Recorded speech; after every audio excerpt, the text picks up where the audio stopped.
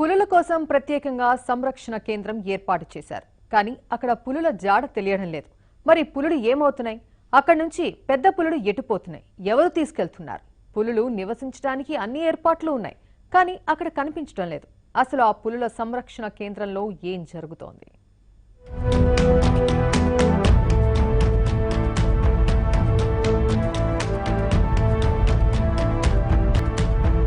కానీ Kawal tiger zone లో పులులు కనిపించడం లేదు. వాటి జాడ కూడా తెలియడం లేదు. మరి అవి ఎటు వెళ్ళాయి?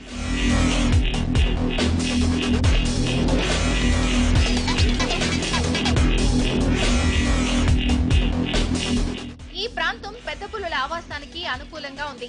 దీంతో కేంద్ర ప్రభుత్వం ఉత్తర్వు నెంబర్ 27 ప్రకారం అభయారణ్యాన్ని పులుల సంరక్షణ కేంద్రంగా గుర్తించింది. ఇది దేశంలోనే 41వ పులుల సంరక్షణ కేంద్రం. తెలంగాణలో అమరాబాద్ తర్వాత రెండోది. పులుల సంరక్షణ కేంద్రం ఏర్పాటుతో ఇప్పుడు దేశం నలుమూలలకు కవ్వాల్ పేరు వ్యాపించింది. ఈ అభయారణ్యంలో 893 చదరపు కిలోమీటర్లను కోర్ ఏరియా, 1123 చదరపు కిలోమీటర్లు బఫర్ ఏరియా ప్రకటించారు. అయితే పులుల సంరక్షణ కేంద్రం ఏర్పాటై ఏళ్లు గడుస్తున్నా కీలకమైన కోర్ ఏరియాలోకి మాత్రం పులులు రావడం లేదు. 2-3 సార్లు పులులు కదలికలు కనిపించినా ఆ తర్వాత అవి కూడా కనిపించడం లేదు. పులి అంటే ఇవరికి ఎప్పుడు కలలేదు. జంగల్ మీద తిరుగుతాం, గొడ్లు అవి తిరిగినా కానీ గొడ్ల మీదకి రాలేదు, దేనికి రాలేదు. మాకు గణన వాళ్ళే. అయితే అటు మంచిరాలు, బెల్లంపల్లి అటు రోడ్ల మీద ఎక్కుతుంది, కనబడుతుంది అని అన్నారు.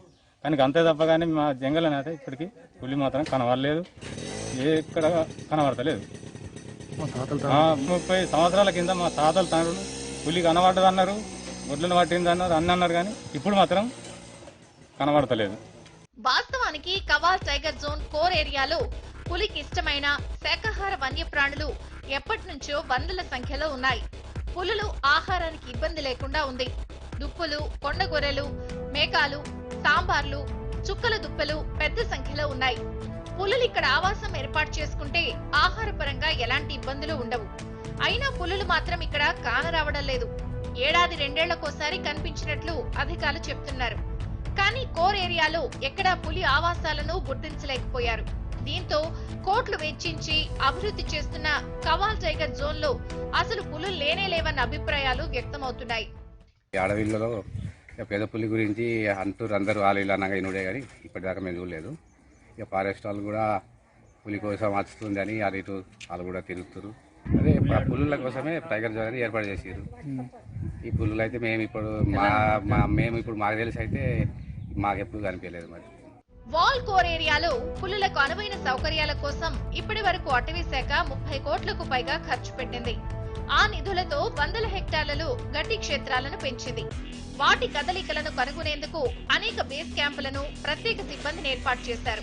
అటవీ ప్రాంతాల్లో వేసవిలో నీరు లభించకపోతే పెద్ద పులికి ఇబ్బంది అవుతుందని భావించి ఎక్కడ పడితే అక్కడ అటవీ మధ్యలో చెక్ డ్యాంలు, సాసర్ పిట్స్ ను ఏర్పాటు చేశారు. సోలార్ పంపులు నెలకొల్పి సమీపంలో కుంటలు తవ్వి అందులోకి పంపు ద్వారా నీటిని నింపడం మొదలు పెట్టారు. అటవీ ప్రాంతంలో గడ్డి పెంపకం చేపట్టి జింకలు, దుప్పులు, ఇతర శాకాహార జంతువులకు ఆహార కొరత లేకుండా చేశారు. అధికారులు చేస్తున్న ఏర్పాట్లతో ఇతర వన్యప్రాణుల సంఖ్య పెరుగుతోందే తప్ప పులులు మాత్రం రావడం లేదు.